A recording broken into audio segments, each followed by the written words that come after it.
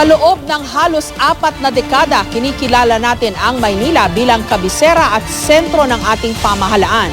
Pero ayon kay Senator Antonio Trillanes, panahon na raw para ilipat ang kabisera ng Pilipinas. Tutol naman dito si Manila Mayor Joseph Erap Estrada. Nagbabalik si Ruth Cabal. Malacanang, Intramuros at iba pang mga makasaysayang lugar.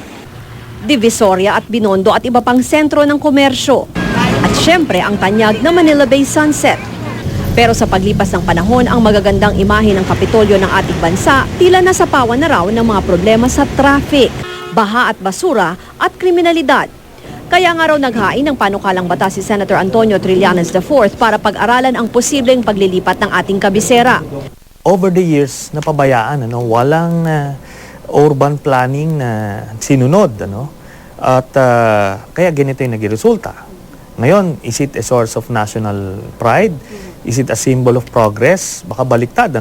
Kwento ng kilalang urban designer at architect na si Paulo Alcazaren noong late 1940s, nagkaroon na nga rin ng isang komisyon na tumingin sa ilang posibleng maging kabisera tulad ng Tagaytay, Baguio, Cebu at Davao at maging ang Boracay na di pa nga sikat sa mga turista noon pero napili dahil ito raw ang halos pinakasentro sa mapa ng Pilipinas. Quezon City ang naging kapitolyo mula 1948 hanggang 1976. Ang Presidential Decree 940 noong 1976 ang nagtakda sa Maynila bilang kapitolyo ng Pilipinas. Sa mata raw kasi ng mga Pilipino at ng buong mundo, ang Maynila ang premier city o nangungunang syudad.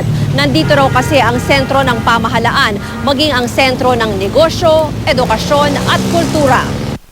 Paniwala ni Alcazaren, mas magiging magastos at matatagalan para mailipat ang ating kabisera sa labas ng Metro Manila.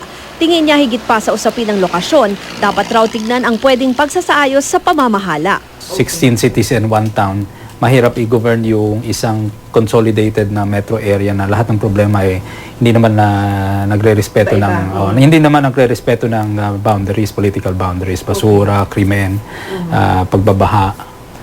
So ang pinakamaiging gawin ay yung metro governance. Kung si Manila Mayor Joseph Estrada ang tatanungin, di na dapat panggalawin ang kabisera ng bansa. Yeah, it's so hard to change the historical value of Manila.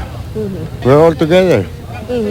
In saying to you that we restore the old glory of Manila. Ruth Cabal, GMA News.